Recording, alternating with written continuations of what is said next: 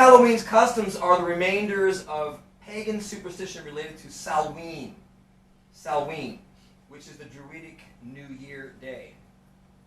Druids were the influential priests and magicians and sorcerers of the nature religions that prevailed in early northern Europe among the Celts. These native beliefs permeated Celtic culture for about 2,000 years, up until the introduction of Christianity to those islands. Today, there's a revival of the practices of Druidism, along with various forms of witchcraft and nature worship that are sweeping across Europe and North America. Samhain was seen as a time when the dividing line between the dead and the living was thinnest.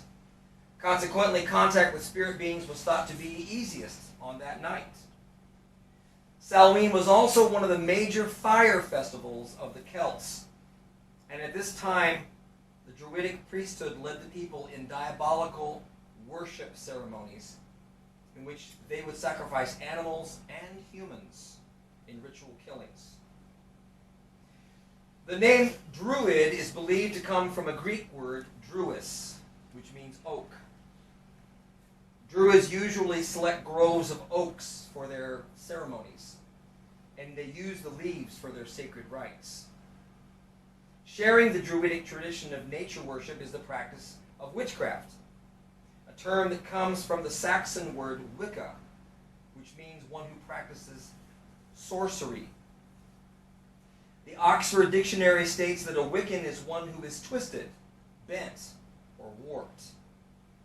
Despite attempts of modern Druids and Wiccans to sanitize the original intent of witchcraft, its practices cannot be divorced from demonology. Because the worship of nature is so central to their theology, you'll find that large numbers of practicing Druids and witches today are dedicated to the ecology movement. Halloween is often confused as a Christian holiday because of its association with the Catholic All Souls Day on October 31st, preceding All Saints' Day, November 1st. The original feast of All Saints' Day was celebrated in the month of May and was intended to honor Christians who died for their faith. But by the 9th century, the influential Roman Catholic Church moved the holiday to November 1st to coincide with Samhain, and the Protestant Church soon followed their example. Today, a thin Christian veil attempts to disguise an ancient pagan festival of the dead, which has become not only a secular observance, but notorious as the most favored holy day of witches, sorcerers, and devil worshippers. The ancient Druids worshipped Baal, one of the most powerful of all the demon kings. You want to get a full disclosure of Baal, pick up Jonathan Cahn's book, The Return of the Gods. You'll find that all of America's celebrations have Baal, Tammuz, and Ishtar behind them. Baal is said to be a king which is of the power of the East. Eastern religions emphasize that spiritual power comes from meditation. The common denominator between witches, Druids, and Satanists is the practice of meditation for the purpose of making contact with spirits of the dead or disembodied souls. Margaret Adler, a practicing witch and author of Drawing Down the Moon, warns that the trance state, with its roots in ancient shamanism and paganism, is not to be entered into lightly or when alone, because the spirit to be contacted actually enters the witch's body, using it to deliver a verbal message. While occult procedures and their rituals may vary in intensity, the fact is, witches as well as Satanists commemorate Halloween night with the same fervent dedication to invoke spirits for spiritual power. Those Christians who have come out from having been raised in generational Satanism are appalled at the so-called fun that this time of year seems to bring to the Christian world. Those who have been eyewitnesses to human sacrifice on Halloween night, as they were present at all of the Halloweens throughout their lifetime, year after year, are shocked at the apparent ignorance of the Christian world. How ironic it is that on every Halloween night, literally thousands of people today, mostly children that were never registered to have ever been born, lose their lives as they are sacrificed to Satan, while the Christian world sends their children out to collect candy from house to house, and they decorate their homes with everything evil and demonic, and it's all done in the name of fun. All of today's seemingly innocent Halloween customs and symbols have their origin in the ancient Celtic Day of the Dead. So I'm going to give you some terms. Halloween. This is a syncretism of two words formed by the Catholic Church. Hallowed, which means holy. You know, our Father who art in heaven, hallowed be your name. It means holy. And the word Samhain. You put those two together and you get Halloween. Clever, huh? Trick or treat comes from the Druidic tradition of requiring a home to give up one of its family members to be sacrificed. And failure to comply would result in a trick, a demonic retaliation.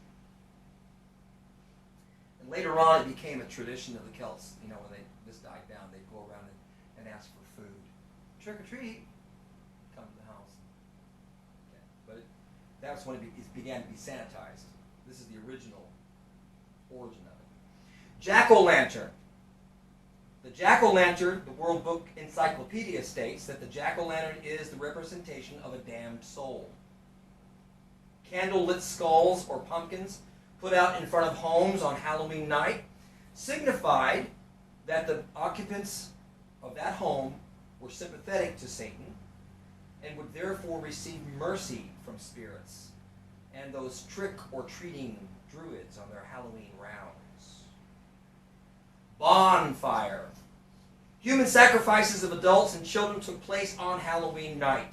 The victims would be thrown into huge fires, while the celebrants would dance around them in demonic fits of abandon.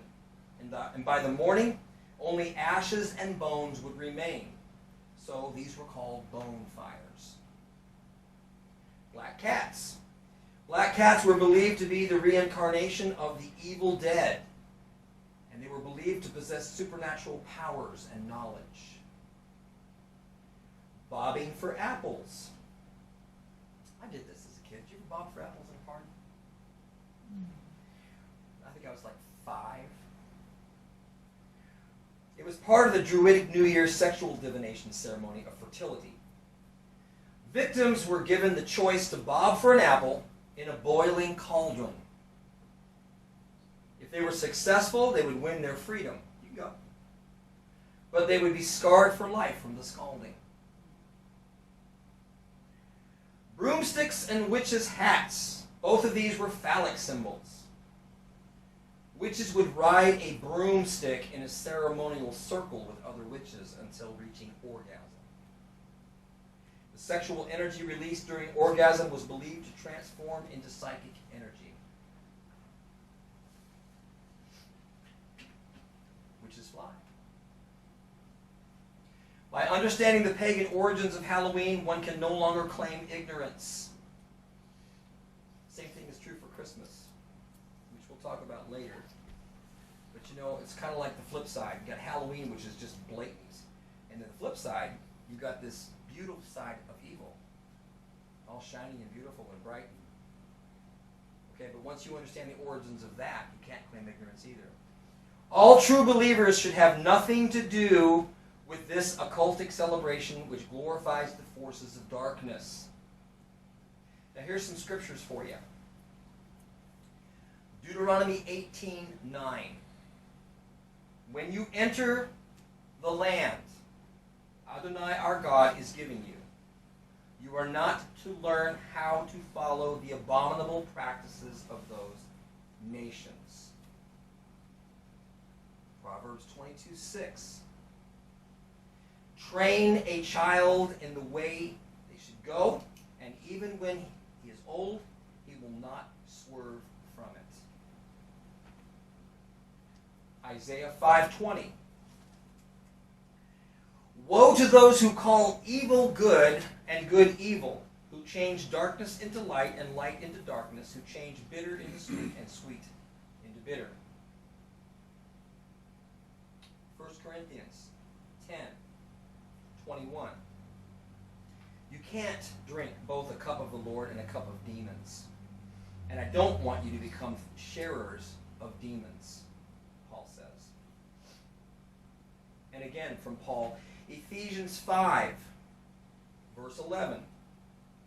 Have nothing to do with the deeds produced by darkness, but instead expose them. And again from Paul, 1 Thessalonians 5:22. Keep away from every form of evil. And finally from the Brichadasha, the third letter of John, chapter 1, verse 11. It's only got one verse. It's only got one chapter. So, verse 11 of the third epistle of John says, "Dear friend, don't imitate the bad, but the good. Those who do what is good are from God. Those who do what is bad are not from God." Simple enough, huh?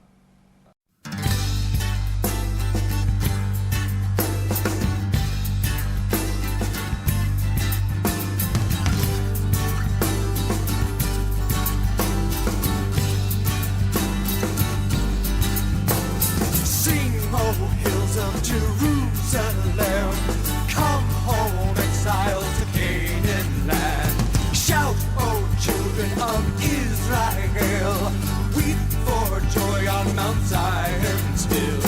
People no longer will speak of the past when the children return to the homeland.